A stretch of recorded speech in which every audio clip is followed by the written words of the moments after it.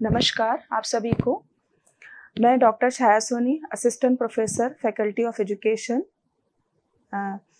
BHU Varanasi.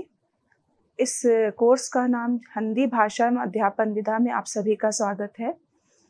Module number 1 जिसका शीर्षक है भाषाई परिचय एवं हिंदी भाषा, व्याख्यान संख्या 3, और इस व्याख्यान संख्या का शीर्षक है माध्यम भाषा, बहुभाषा एवं बहुभाषिक कक्षा। माध्यम भाषा, बहुभाषा एवं बहुभाषिक कक्षा जो शीर्षक है, इस शीर्षक के अंतर्गत जितनी भी विषय वस्तु को हम लोग आज पढ़ेंगे, समझेंगे, वो इस प्रकार से हैं। सामान्य रूप से परिचय, माध्यम भाषा किसे कहते हैं, माध्यम भाषा के प्रकार, माध्यम भाषा का प्रभाव, बहुभाषा, बहुभाषा के प्रकार, भारत में बहुभाषिकता, बहुभाषिक कक्षा और निष्कर्ष। आज हम सभी लोग इस विषय वस्तु के जो ये बिंदु दिए गए हैं, इन बिंदुओं पर विस्तार से चर्चा करेंगे। भाषा शिक्षा का माध्यम केवल संवाद का साधन ही नहीं, बल्कि ज्ञान और संस्कृति के प्रसार का भी मुख्य उपकरण है। आज के वैश्वीकृत समाज में बहुभाषा और बहुभाषिक कक्षा की अवधारणा विशेष रूप से प्रासंगिक हो गई है। इस व्याख्यान में भाषा का माध्यम, जिस माध्यम का प्रयोग हम लोग अपनी कक्षाओं में पढ़ाने, अध्ययन अध्यापन कार्य के लिए करते हैं, उसमें उस माध्यम के रूप में कौन सी भाषा का प्रयोग कर रहे हैं, उसकी बात की जाएगी। बहुभाषा, एक भाषा से अलग कई सारी भाषाओं का क्या उपयोग है, क्या तात्पर्य है, इस पर भी बात होगी। बहुभाषिक कक्षा, ऐसी कौन सी कक्षा जहाँ पर एक भाषा के अलावा कई भाषा, इनकी अवधारणाओं पर ये व्याख्यान केंद्रित है। साथ ही क्या लाभ हैं इन सब के, चुनौतियाँ क्या हमारे सामने प्रस्तुत होती हैं, और इन सब का शैक्षिक या शिक्षा के संदर्भ में क्या प्रभाव दिखाई देता है। तो जैसा कि भाषा शिक्षा का माध्यम केवल संवाद का साधन ही नहीं, बल्कि ज्ञान और संस्कृति के प्रसार का भी मुख्य उपकरण है।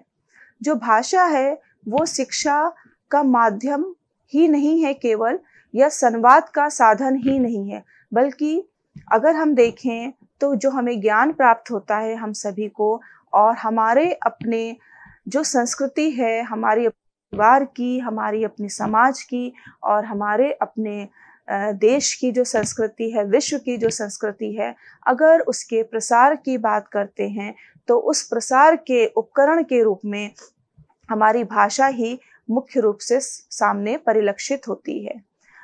माध्यम भाषा, जिस पर बहुत ही महत्वपूर्ण है आज के समय में, माध्यम भाषा वह भाषा होती है जिसके माध्यम से शिक्षण अधिगम की प्रक्रिया पूरी होती है। यह विद्यार्थियों की शिक्षा की प्रभावशीलता को निर्धारित करने में महत्वपूर्ण भूमिका निभाती है। तात्पर्य है कि माध्यम भाषा कोई भी शिक्षण कार्य किसी भी स्तर पर, शिक्षा के स्तर पर, जब शिक्षक के द्वारा शिक्षण कार्य किया जाता है या विद्यार्थी के द्वारा उस जाता है, तो उसके लिए एक कोई भाषा होती है जो कि माध्यम का रूप होती है। वो भाषा हमारी हिंदी भी हो सकती है, अंग्रेजी भी हो सकती है, या कोई भी अन्य भाषा हो सकती है। तो माध्यम भाषा से तात्पर्य यह हुआ कि जिस भाषा का प्रयोग हम लोग कक्षा में शिक्षण अधिगम की प्रक्रिया को संपूर्ण करने के लिए करते हैं, वो भाषा ही हमारी माध्यम भाषा कहलाती है। माध्यम भाषा के प्रकार, मातृभाषा आधारित शिक्षा, छात्रों को उनकी मातृभाषा में शिक्षा प्रदान की जाती है, जिससे वे जो भी ग्रहण करें या जो भी विषयों के बारे में वो पढ़ रहे हैं उसको वो बेहतर तरीके से समझ सके। एक प्रकार में मातृभाषा जिस भाषा को बच्चे ने या बालक ने अपने परिवार से सीखा हुआ है, अगर विद्यालय में जब बच्चा पहुंचता है और उसको उसी भाषा में शिक्षा प्राप्त करनी होती है, तो उसको अंदर से बहुत ही आनंद की प्राप्ति होती है। वो कहीं पर भी अपने को असहज अनुभव नहीं करता है। तो इस कारण से जो एक प्रकार प्रमुख है ये कि अगर मातृभाषा में, तो वो बहुत सारी चीज़ें जो विषय से संबंधित हैं या जो भाव से संबंधित हैं, वो बच्चा जो है वो कक्षा में सीख लेता है। राष्ट्रीय भाषा आधारित शिक्षा। शिक्षा किसी एक राष्ट्रव्यापी भाषा में दी जाती है, जिससे पूरे देश में एक रूपता बनी रहती है। अभी बात की है कि मातृभाषा आधारित, एक ही क्षेत्र में, एक ही राज्य में या देश में मातृभाषाएं कई हो सकती हैं, लेकिन जब हम राष्ट्र की बात करते हैं तो एक राष्ट्रव्यापी भाषा होती है जिसको सभी जगह स्वीकार किया जाता है। अगर उस भाषा का प्रयोग कक्षा में शिक्षण अधिगम प्रक्रिया को संपूर्ण करने में किया जाता है, तो वो आपकी राष्ट्रीय भाषा आधारित शिक्षा या माध्यम कहलाता है। इस भाषा का प्रयोग इस वजह से किया जाता है जिससे कि सभी में एक रूपता बनी रहे, क्योंकि अगर कोई बच्चा, बालक या विद्यार्थी की बात करें, वो अपने राज्य से दूसरे राज्य में जाता है, वहाँ की भाषा कुछ अलग है, मातृभाषा अलग है। उदाहरण के लिए उत्तर प्रदेश का बालक अगर उड़ीसा में जाता है तो वहाँ पर उड़िया भाषा बोली जाती है। तो राष्ट्र की एक भाषा से तात्पर्य ये हो गया कि उस राष्ट्र में, भारत देश में जैसे राष्ट्र में किस भाषा को स्वीकार किया जाता है। तो वो भाषा, अगर बच्चा, वहाँ पर भी बच्चे हिंदी समझते हैं और उत्तर प्रदेश का बालक गया है, वो भी हिंदी जानता है, तो वहाँ पर हिंदी भाषा में शिक्षण कार्य किया जाता है। तो इस तरह से कोई भी भाषा जिसको, वो ऐसी भाषा जिसको कि राष्ट्र ने स्वीकार किया हुआ है, उस पर, उसके आधार पर अगर शिक्षण अधिगम प्रक्रिया पूरी हो रही है तो वो भी एक माध्यम का कार्य करती है। अंतरराष्ट्रीय भाषा आधारित शिक्षा। अंग्रेजी जैसी वैश्विक भाषा को शिक्षा माध्यम के रूप में अपनाया जाता है, जिससे अंतरराष्ट्रीय अवसर बढ़ते हैं। मातृभाषा अपने क्षेत्र तक सीमित, राष्ट्रभाषा अपने राष्ट्र तक सीमित, लेकिन तीसरा प्रकार जो है वो अंतरराष्ट्रीय भाषा आधारित शिक्षा से है। एक ऐसी भाषा जिसको कि पूरे विश्व में, अपने देश के अलावा अगर कोई बालक जाता है विदेश में शिक्षा ग्रहण करने के लिए, तो वहाँ पर कौन सी भाषा में वो शिक्षण ग्रहण कर रहा है, किस माध्यम से उसको शिक्षा प्राप्त हो रही है।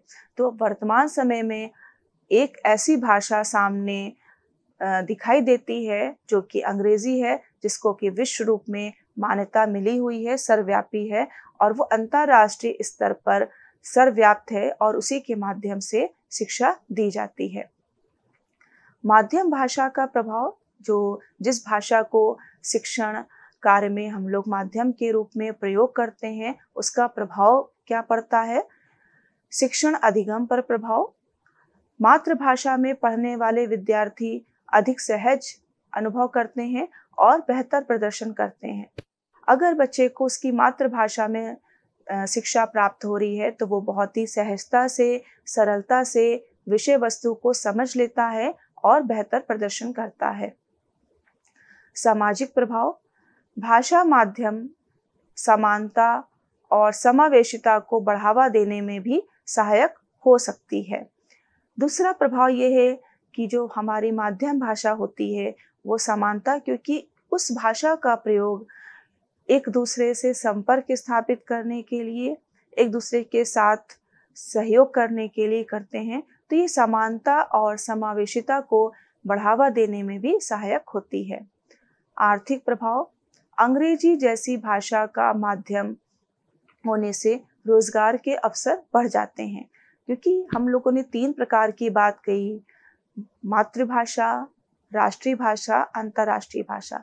तो आर्थिक प्रभाव पर अगर देखें तो अंग्रेजी भाषा जो कि विश्व में सर्वव्याप्त है, उसके माध्यम से हमें रोजगार, व्यवसाय ज़्यादा प्राप्त होते हैं।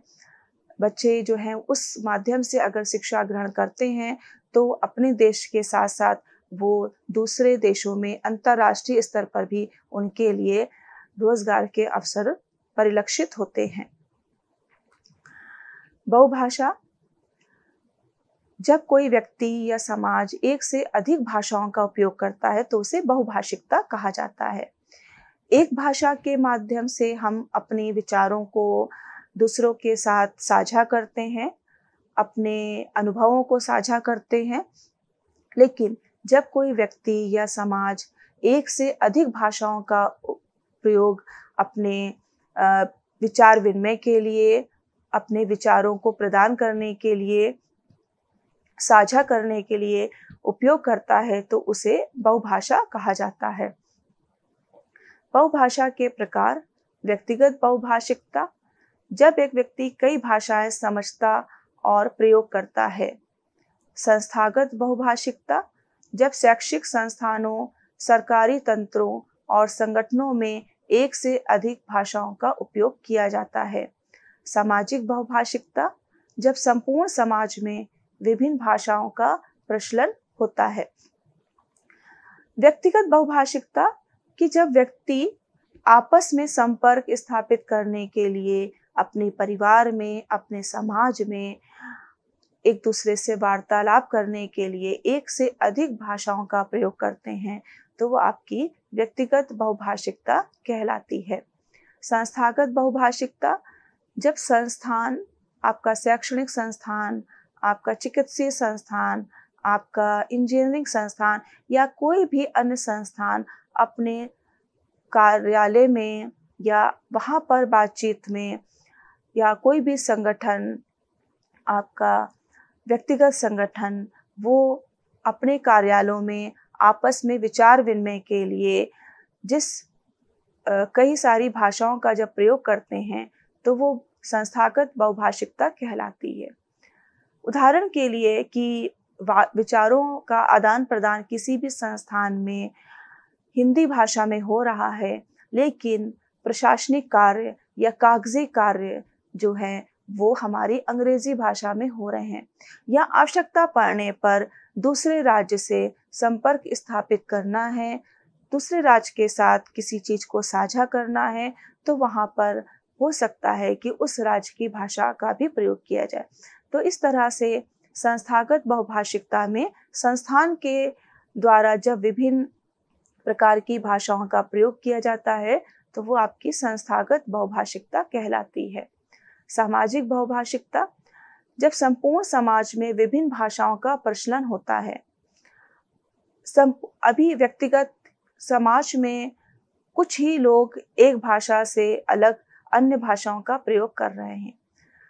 उसी तरह से देश में या राज्य में कुछ संस्थान ही एक भाषा से अलग, एक भाषा के अलावा अन्य भाषाओं का प्रयोग कर रहे हैं अपने कार्यालयों में।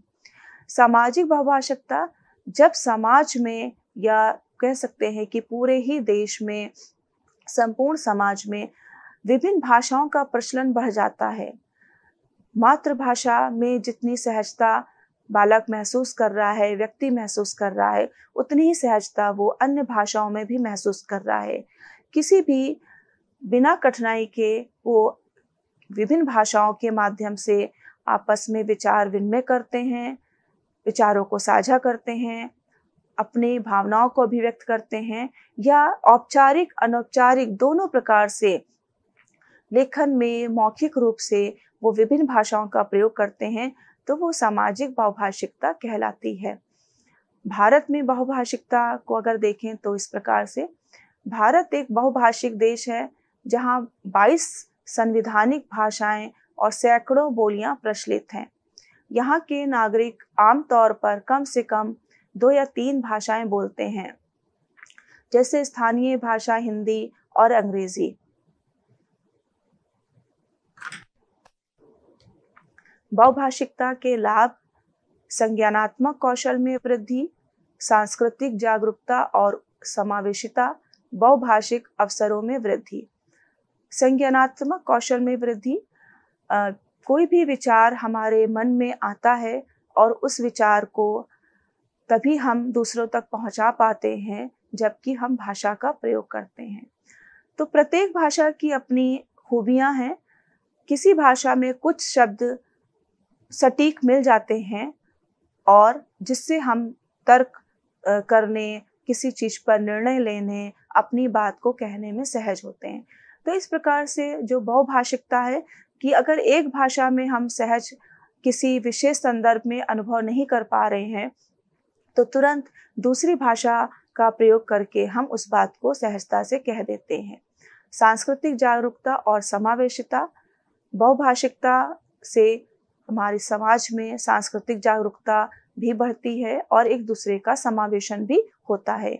एक संस्कृति से दूसरी संस्कृति संबंधित होती है और जो भी खूबियां होती हैं, जो अच्छाइयां होती हैं, उनको तुरंत ग्रहण कर लिया जाता है और आपस में विभिन्न संस्कृति के लोग एक दूसरे के साथ समावेश कर लेते हैं। बहुभाषिक अवसरों में वृद्धि। अगर बहुभाषिकता की बात करते हैं तो बहुत ये हमारे आज के समय में पीढ़ी के लिए रोजगार के अवसरों को भी बढ़ाती है। कई सारी भाषाएं आने से हमें कहीं पर भी अनुवाद की या और इसी प्रकार के रोजगार की संभावनाएं बढ़ जाती हैं। अब बात करते हैं बहुभाषिक कक्षा की। इसकी जो परिभाषा है, ऐसी कक्षा जहां विभिन्न भाषाभाषी छात्र या विद्यार्थी एक साथ अध्ययन करते हैं और शिक्षा कई भाषाओं का प्रयोग करते हैं। या छात्रों की जो भाषाएं हैं, विभिन्न प्रकार की अगर भाषाएं हैं तो उनको भी मान्यता दी जाती है। तात्पर्य यह है कि ऐसी कक्षा जहां पर विभिन्न भाषाभाषी छात्र एक साथ मिलकर के एक स्थान पर मिलकर के अध्ययन करते हैं और शिक्षक भी विभिन्न भाषाभाषी विद्यार्थियों के समक्ष शिक्षण कार्य करता है।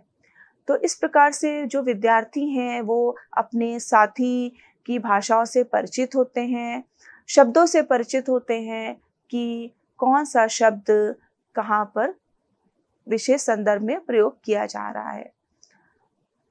उदाहरण के लिए बात करें कि हम लोग भारत देश में या जो सामान्य भाषा है उसमें हम लोग जब हम लोग मार्केट जाते हैं या जिसको बाजार कहते हैं उसको हाट भी कहते हैं, लेकिन दूसरी भाषा में इसको सुख भी कहा जाता है।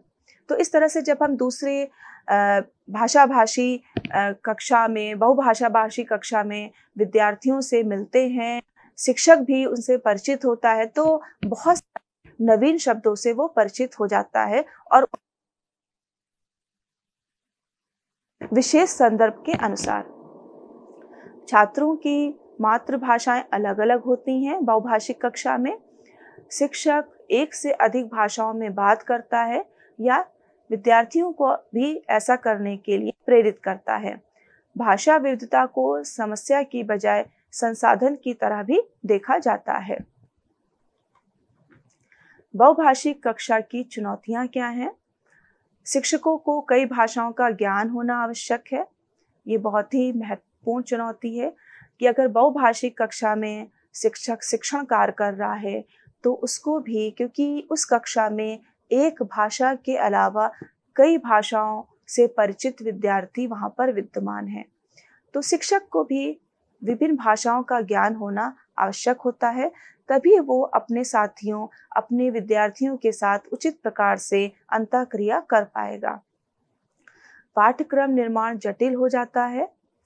छात्रों में भाषा विभाजन की संभावना भी होती है।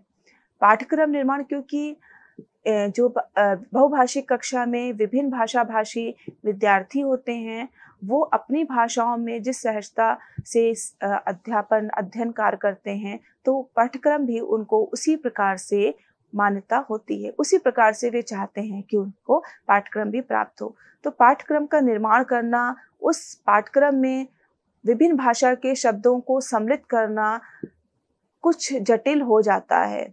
असंभव नहीं है, लेकिन कुछ जटिल प्रक्रिया हो जाती है, तो ये एक चुनौती है। छात्रों में भाषा विभाजन की संभावना भी हो जाती है। ये भी बहुभाषिक कक्षा में देखने को मिलता है कि जो एक भाषाभाषी विद्यार्थी हैं वो आपस में समूह बना लेते हैं।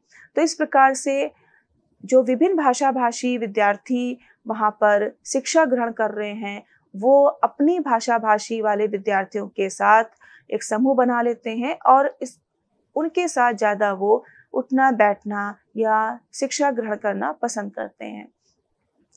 बहुभाषिक शिक्षण के प्रभावी तरीके क्या तरीके हैं अगर बहुभाषिक शिक्षण कक्षा में करना है, क्योंकि चुनौतियां हैं, चुनौतियों का सामना करना है और वर्तमान समय में बहुभाषिक शिक्षण बहुत ही महत्वपूर्ण हो जाता है। तो इसके तरीके क्या हो सकते हैं, इस पर बात करते हैं। कोड स्विचिंग, शिक्षण के दौरान विभिन्न भाषाओं का सामंजस्यपूर्ण उपयोग। कोड स्विचिंग से तात्पर्य ये है कि जब शिक्षण कार्य करता है तो किसी भी विषय प्रत्यय को बताते समय, समझाते समय अगर वो प्रयोग कर रहा है और अचानक वो दूसरी भाषा, उदाहरण के लिए अंग्रेजी भाषा का प्रयोग करने लगता है, तो वो कोड स्विचिंग कहलाती है। इसकी आवश्यकता इस वजह से होती है, यह एक प्रभावी तरीका इस तरह से है क्योंकि बहुभाषिक कक्षा में विभिन्न भाषा के विद्यार्थी हैं, तो किस तरह से जब को लेता है, अपने विद्यार्थियों से अंतःक्रिया करता है, किस भाषा में शिक्षा ग्रहण करना चाहते हैं, शिक्षण कार्य में कर सकते हैं। तो कोड स्विचिंग की एक भाषा से दूसरी भाषा में पहुंचना भी हम अपना करके हम एक प्रभावी तरीके से बहुभाषिक कक्षा में शिक्षण कार्य किया जा सकता है। द्विभाषी शिक्षा, दो भाषाओं में शिक्षण प्रदान करना, जहाँ पर हम केवल द्वि भाषाओं तक ही सीमित रहते हैं कि इन दो विद्यार्थी भी पहले से अवगत होते हैं कि इस कक्षा में जो शिक्षण कार्य होगा वो इन्हीं दो भाषाओं में शिक्षण कार्य किया जाएगा। तो ये भी एक प्रभावी तरीका है जिसका कि हम लोग बहुभाषिक शिक्षण में उपयोग किया जा सकता है। भाषिक संवर्धन, भाषा विकास को बढ़ावा देने वाली गतिविधियां कराई जा सकती हैं। बहुभाषिक शिक्षण के लिए जो ऐसी कुछ गतिविधियां आयोजित की जाएं, आपके शिक्षक के स्तर से हो सकती हैं, विद्यालय के स्तर से हो सकती हैं, उन गतिविधियों में विद्यार्थी अधिक से अधिक सहभागिता लें और वो गतिविधियां ऐसी होंगी जो कि भाषा से संबंधित होंगी, विभिन्न भाषाओं से संबंधित होंगी। विद्यार्थी उसमें कार्य करेगा, सम्मिलित होगा तो वो विभिन्न भाषाओं से अवगत होगा, उसमें सहजता अनुभव करेगा। तो ये भी एक प्रभावी तरीका है अपनी बहुभाषिक कक्षा में शिक्षण के लिए।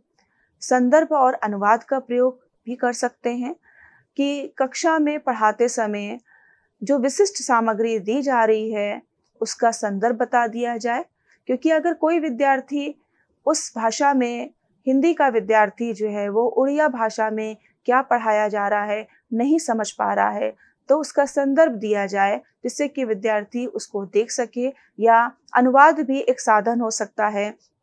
आज के समय में तकनीकी बहुत बढ़ गई है और बहुत सारे सॉफ्टवेयर आ गए हैं जिसका कि प्रयोग हम लोग अनुवाद के लिए भी करते हैं। तो इस तरह से हमारी संदर्भ और अनुवाद भी एक तरीका है जिसका प्रयोग जो है वो बहुभाषिक शिक्षण में किया जा सकता है। अतः निष्कर्ष में ये कह सकते हैं कि भाषा जो है वो माध्यम भाषा शिक्षा की कुंजी है। अगर वह छात्रों के लिए सुलभ हो तो अधिक बेहतर होता है। बहुभाषिकता न केवल सामाजिक भाषिक वास्तविकता है बल्कि शिक्षा की एक ताकत है, और बहुभाषिक कक्षा वह आधुनिक दृष्टिकोण है जो विविधता को अवसर में बदलता है। इसमें थोड़ी बहुत चुनौतियां तो हैं किंतु इससे लाभ भी बहुत सारे हैं। अतः ये कह सकते हैं कि माध्यम भाषा, जिस भाषा का प्रयोग शिक्षण में एक माध्यम के रूप में किया जा रहा है, उसमें मातृभाषा भी हो सकती है, राष्ट्रभाषा भी हो सकती है और अंतर्राष्ट्रीय स्तर पर सर्वव्याप्त मान्यता प्राप्त भाषा भी हो सकती है। तो जिसमें सहजता विद्यार्थी अनुभव करे उसका प्रयोग किया जाए। चुनौतियां, अगर हम बहुभाषिकता की बात करते हैं तो इसमें चुनौतियां भी हैं, क्योंकि शिक्षक को भी उसको बहुभाषा कक्षा के अनुसार अपने को तैयार करना है, तो ये एक चुनौती है। लेकिन चुनौतियां इसीलिए आती हैं कि हम उनका सामना कर सकें। लाभ कई सारे हैं, तो चुनौतियों को करने के लिए हम सभी को तैयार होना पड़ेगा, क्योंकि लाभ अत्यधिक है। अगर हम तैयार नहीं होंगे तो उन लाभों से वंचित रह जाएंगे। और जब बहुभाषिकता की बात करते हैं तो वर्तमान समय देश में विदेशों में बहुत रोजगार के अवसर हैं। भाषा के माध्यम से जो हमारी आने वाली पीढ़ी है वो बहुत ही उसके लिए व्यापक अवसर उपलब्ध हैं, जो केवल भाषा के माध्यम से प्राप्त किए जा सकते हैं। तो इस कारण से बहुभाषिकता को समझना और बहुभाषिकता को समझ करके एक भाषा से अलग इतर हमें विभिन्न भाषाओं को भी सीखना चाहिए। बहुभाषिक कक्षा के लिए एक शिक्षक के रूप में तैयार रहना चाहिए, और जिससे कि उसके जो विभिन्न प्रकार के लाभ हैं उससे हम वंचित ना रहें, उन लाभों की प्राप्ति हम कर सकें। यही आज के व्याख्यान में बताया गया है। आशा है आप सब इससे लाभान्वित होंगे। धन्यवाद।